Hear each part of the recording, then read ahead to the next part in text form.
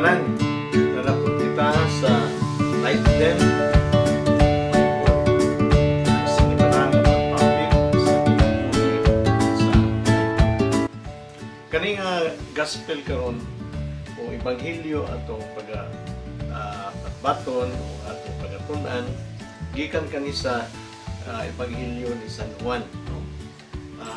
Kang Marcos man to unta na kani nga mga series sa kanang ebanghelyo at karong Domingo ha kinutlo nato ikan kang Juan Jan. Kani nga kanang ebanghelyo mo kani ang interpretation ni Juan sa milagro diha sa milagro diha sa multiplication of the bread. Sometimes ang ato ang ebanghelyo atong ginganlan kini nga the bread of life discourse, no? In English pa.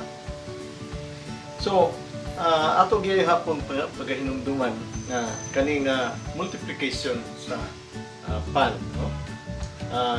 Makita nato gihapon sa first reading dito ta 2 Kings chapter 4 verse 42 to 44 na si Elisha, no? The prophet naghatag og kanang pagkaon o sa barley loaves of bread dito sa usa ka gatos ka mga katawhan, no? Out of 20 na loaves of barley bread iyang gimilagruhan sa Ginoo kung napakaon sa kagatos ka tao. Madto kita sa ebanghelyo. Sa atong ebanghelyo kinutlo magkani kang Juan kapitulo 6 bersikulo 1 hangtod sa 15. Mitabok si Jesus sa lanaw sa Galilea sa may Tiberias. Nanunod niya ang bagang tanon sa katawhan kay nakita man nila ang mga milagro, ang pag-ayo sa mga masakiton. Unya, mitunga si Jesus sa bungtod o milingkod uban sa iyang mga tinunan. Niadtong higayuna, duol na ang pagpangilin sa pagsaylo sa mga Hudyo or the Passover, no? Paghangad ni Jesus, nakita niya ang daghang tao na miduol niya. Ningon siya kang Pilipi, asa taman makapalit og pan na ipakaon sa mga tao. Iyan ning gisulti aron pagsulay ni Pilipi kay nahibalo man siya unsay buhaton. Si Pilipi mitubag ang balig duha a 200 ka salapi nga pan. Dili gyud paigo sa paghatag og gagmay piraso sa tanan, no? Gagmay piraso sa pagkaon. Usa sa iyang tinunan nga si Andres, igsuon ni Simon Pedro, miingon kang Hesus, ani ay batang lalaki dinhi nga may 5 kapan nga sibada o duha ka isda, sibada o barley bread, no? Kanunon kani sa mga kabustang ng mga Hudyo. Apan mag-unsa man ni alang sa ingon kadaghan nga mga tao, may daghang balili adtong dapita busa mingon si Jesus. Papungkua ang mga tao o namungko ang mga 5,000 ka tao, no? Daghan mo tayong mga katawan na nindog, no? Iyang gipapungko. Unya gikuha ni Jesus ang pan, nagpasalamat siya o giapod-apod sa mga namungko. Mausab ang iyang gibuhat sa isda, giatagan ang tanan kutob sa ilang gusto. Sa nakapangaon na sila ang tanan, mingon si Jesus sa iyang mga tinunan, ipusa ang salin aron walay mausik. Gihipos nila ug ang salin sa pan nga sibada, nakapunog 12 ka bukag ang hibilin nga mga piraso sa 5 ka pan o 2 ka piraso nga isda. Kapag nakita sa tao sa tima ilhan na gibuhat ni Jesus, mingon sila, sapagkat tinuod siya ang atong gipaabot nga propeta nga muanhi sa kalibutan. nakamatikot si Jesus nga kuhaon siya ug tugson nga mahimong hari, busa miikyas siya nga nag-inusara sa kabuturan ng Ebanghelyo sa Ginoo. So naobserbahan nato sa kang Juan nga Ebanghelyo nga nagagamit siya og milagro sa multiplication sa barley bread, no, sa mga loaf bread, no, or loaves of bread o ka isda, para itudlo sa mga katawan atong panahonan mao ang santos nga Eucharistia. Ang milagro sa katapusan panihapon nahitabo man ug kananaang duol na ang Passover, no, pagsaylo, pista sa pagsaylo sa mga Hudyo. Sa kang Juan nga Gospel, kani nasaksihan o makita nato, mabasa nato sa iyang Ebanghelyo na tulog ka Passover, no? Kay tulog ka tuig man si Jesus, tulog ka Passover ang iyang na-identify, iyang nakita o iyang ipakita niya diha sa iyang Ebanghelyo. Unsa man kani sa Juan Kapitulo 2, versikulo 13 hangtod sa 23, mao ang paglimpyo sa templo. Mao kaning human sa milagro dito sa Cana, no? O sa John chapter 6 verse 4, mao ang kaning multiplication sa bread o sa loaves of bread and 2 pieces. Ug sa John chapter 11 verse 55, mao kani ang pasyon sa ato ang Ginoo. So tulog yun, kaigayon nga gipa kita o gipa sabot o iyang gipa kananaang nasulat niya sa iyang Ebanghelyo ang tulo ka account sa Passover o pagsaylo. Ang giingon si Jesus diha sa Ebanghelyo, mao kana ang lingwahe nga pareho kayon sa iyang no? Ang iyang lingwahe iyang gigamit diha sa pagmilagro niya sa multiplication sa kanang pan, no? Pagdaghan sa pan, mao gihapon nga lingwahe iyang giingon diha sa katapusan panihapon. O kani na presentar po diha sa pareho nga gospel o synoptic gospel, no? Synoptic nga gospel ni Marcos, Mateo o kanang Lucas, no? So ang iyang kananaang gisaysay diha kang sa Ebanghelyo ni Juan, mao ang kananaang panghitabo, no, nga nagpakita sa pag-abot o pag-abot na gyud sa kanang Mesiya, mao ang kanang bangkite, messianic banquet, no, diha sa langit nga gitambungan sa mga pagang katawhan. Mao nang diri sa Ebanghelyo ingon siya nga ipapungko sila, no, kay sila gipanggutom o sila matagaan sila pagkaon nga abunda diha sa iyang milagro sa pan, no, multiplication of the bread. Makita man nato sa versikulo 10, no, may daghang balili atong dapita busa, mingon si Jesus papungko ang mga tao, namungko ang mga 5,000 ng mga katawhan, no? So unsa may kananaang tubag sa mga katawhan katong gambagang tawhan, sila nahibulong ug maayo ug nakita gayon nila nga kinsa si Jesus, mo nang ang ilang pagtuo propeta kini ug ato kini siyang himuong hari, no? Mo nang sa bersikulo 14 ngon, sa pagkakita sa mga tao sa timailhan nga gibuhat ni Jesus, mingon sila, sa pagkatinuo siya ang atong gipaabot nga propeta nga moanhi sa kalibutan. Ug nakapantikod si Jesus nga kuhaon siya nga pugson nga mahimong hari, busa mikiya siya sa pag-inusara sa kabungturan. Tuod, no? Alsahon man na siya, ibayaw siya o kananaang pasidunggan siya nga ilang hari na unsa may magtabo. Makadaot kani sa kana misyon ni Jesus. May bawan siya ni Pontius Pilato o sa mga Hudyo, makaingon na gyud sila, ha? kanigid ay muntuyo ha pagbatok sa kananang punuan sa mga Romano o sa kanang Hudyo. Ikaw day ang hari, no? Political na reason. So, nakita nato nga ang Ebanghelyo ni Juan naghatag ka nato og istorya sa kanang katapusan panihapon, diferensya, no? Nga gipresenta diha sa katong kanang Ebanghelyo sa ubang kanang nagsusulat sa Ebanghelyo, si Lucas, Mateo ug si kananaan Lucas, si Mateo ug si Marcos, no? Lahi.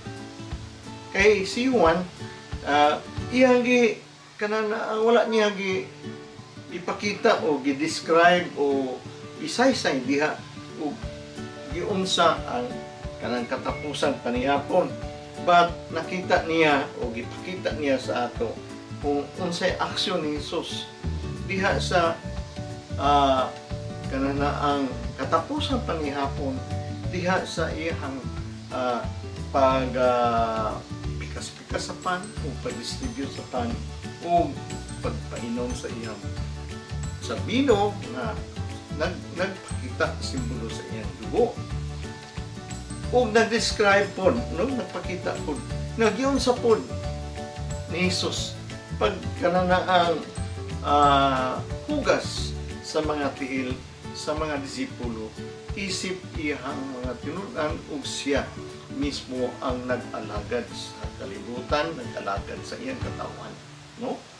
So nagpasabot kaning istorya diha sa kanang Holy Eucharist, no? Sa katapusan panihapon o Santos nga misa, mao ang paghugas sa mga tiil sa mga disipulo o sa pagpikas-pikas sa pan, no? Nga iyang gihatag o gitudlo kanato sa kanang Santos nga Eucharistia nga mao ang pagpasalamat o aksyon kini pod nga para paghimo sa mga disipulo, pagsangyaw nining balita sa kaluwasan, no? Kaya ang katapusan natong bangkiti manggod dito sa langit, no? Ang atong bangkiti diri nga mao ang Santos nga misa, mao ang mystical body of Christ, mao man ang atong sa ulugon hantod nga sa ulog kita diya sa katapusan sa kalibutan diha human sa paghukom, no? Nga kita tanan makaambit sa kanang sa iyang katapusan bangkiti diha o bangkiti diha sa langit, katapusan sa kalibutan o paghukom diha inubanan sa tanan niyang mga naluwas nga mga katawhan diha sa iyang bangkiti, pagpasalamat diha sa Santos nga Eucharistia, paghatag sa iyang kaugalingon diha sa iyang mystical body diha sa Santos nga Eucharistia, nga iyang usab kita gipakita kung saan pagserbisyo o kung saan pod, no? Pagmantala nini sa uban.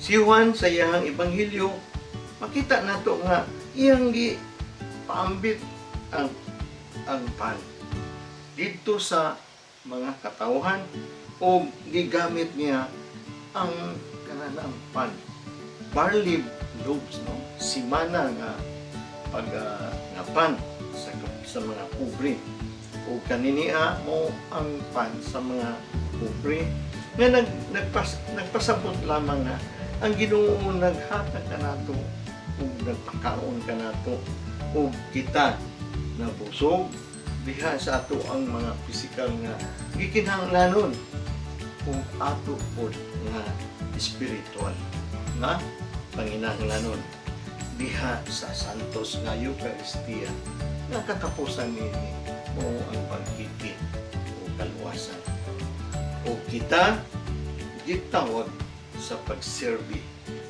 pagserbisyo diha sa mga kabus diha sa ato ang taliwala sa ato ang kinabuhi daghang kaayo, no? O sa versikulo 11 siya unya gikuha ni Jesus ang pan, nagpasalamat siya ug gipapod-apod sa mga namungko.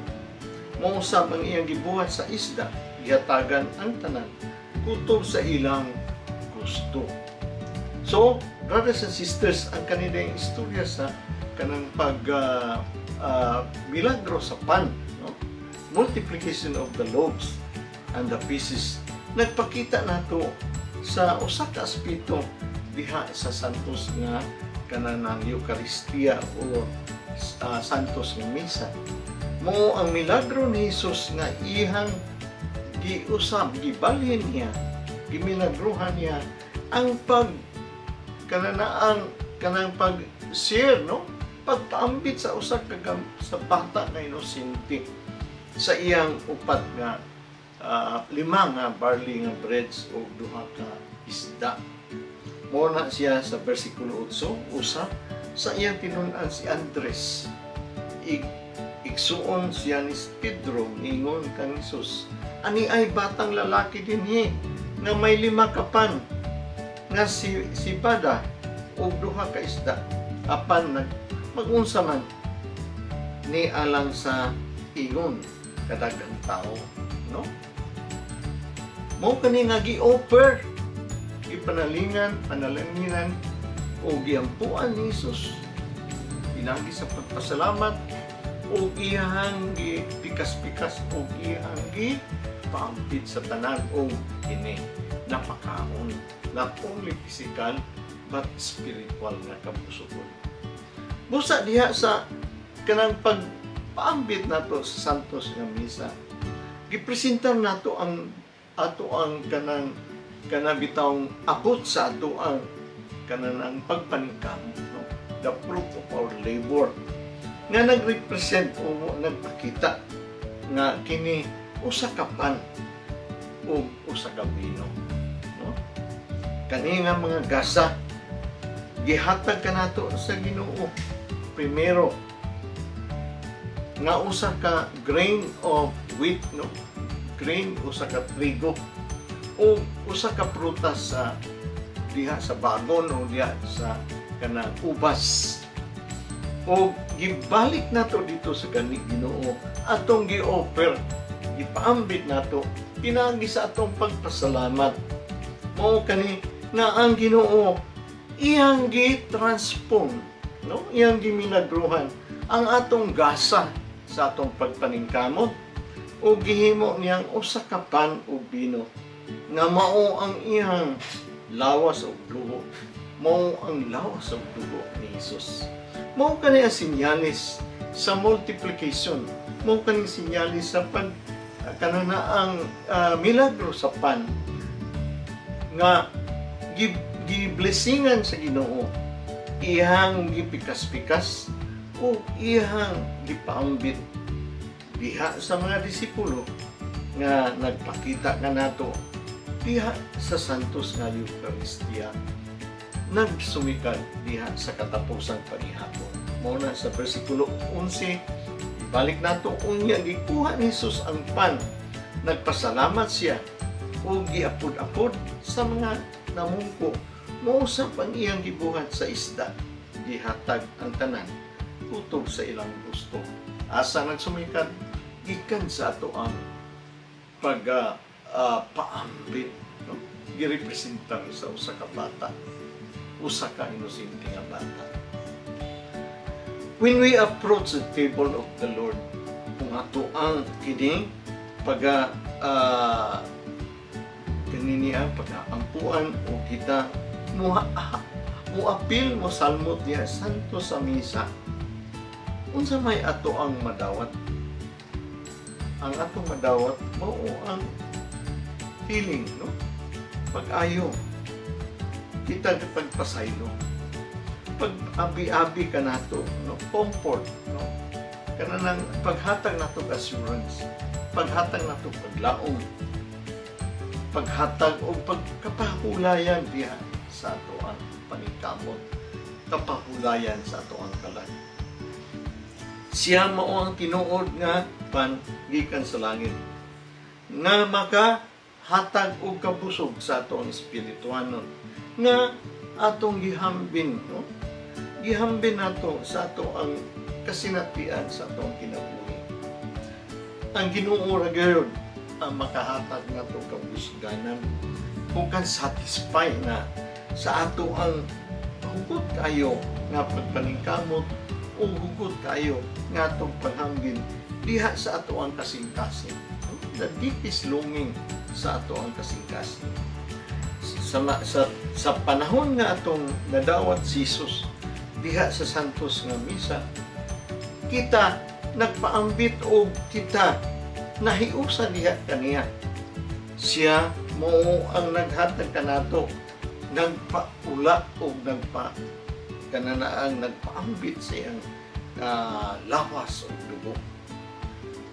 Kita mahinungdom unta nga daghan kayo mga binunyagan nga wa makasabot niini, wala makasinati sa kasinatian o kasinatian o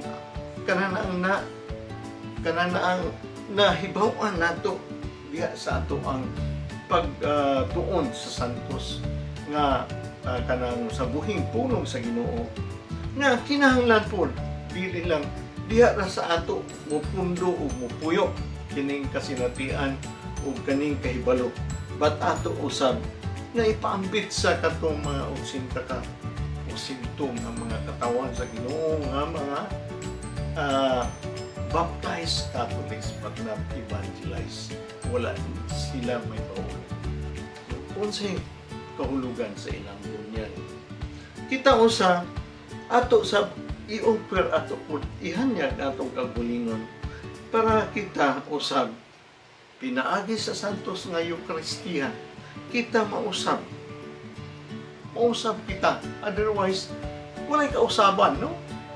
Kada bitaw mo kauntag something, mausab man ta mo tambok o mo mahibisog. But kung kita makakaon sa spiritual nga kananaang kinabuhi o body and blood of Jesus diha sa Santos Eucharistia, we become what we eat. Mahimo kitang pareho sa Ginoo sa iyang katuyuan ug sa iyang misyon ug sa iyang pagpaningkamot nga kita makaangkon og kaluwasan. Mausab atong buhaton sa uban na atong ipamit kini. Brothers and sisters, mo kani ang pagkaon nga makahatag o ayuhan sa atong lawas, both body and soul, atong courage, no? Nga mubuhat kita og misyon para sa uban o kanang igog kusog para kita makalahutay sa atong kanang panaw, no? Heavenward, padulong yun sa langit. Kay kita gitawag man yun sa pagkabalaanon o kita gitawag para mo anyag, para mo sangyaw sa ubang katawan. Sumala sa iyang mga katawhan, kita mga katawhan man o iyang mga anak diha sa bunyag. Kita gihapon na nagpuyo-puyo kita nga gihungga sa kasalanan. But ang Ginoo nakita niya ang atong paningkamot sa pagsunod kaniya. And kani nga pamaagi kinahanglan kanana ang naa diha ang ato ang kanang kauhaw o kagutom diha sa pan sa kinabuhi nga diha ang mercy ug ang ihang hukma ni Jesus iya kanunay gi-offer. And kita kanunay nga mabusog, kanunay kita magpadayon sa ato ang panaw ug dili kayo nato kini kalimtan.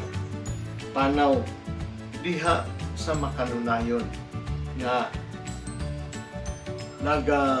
nagapuyo diha sa Santos nga Eucharistia, sa relasyon sa Ginoo o pagpaambit sa ubang mga tao para kita sila pag-usap makabaton og kaluwasan ug malamlag.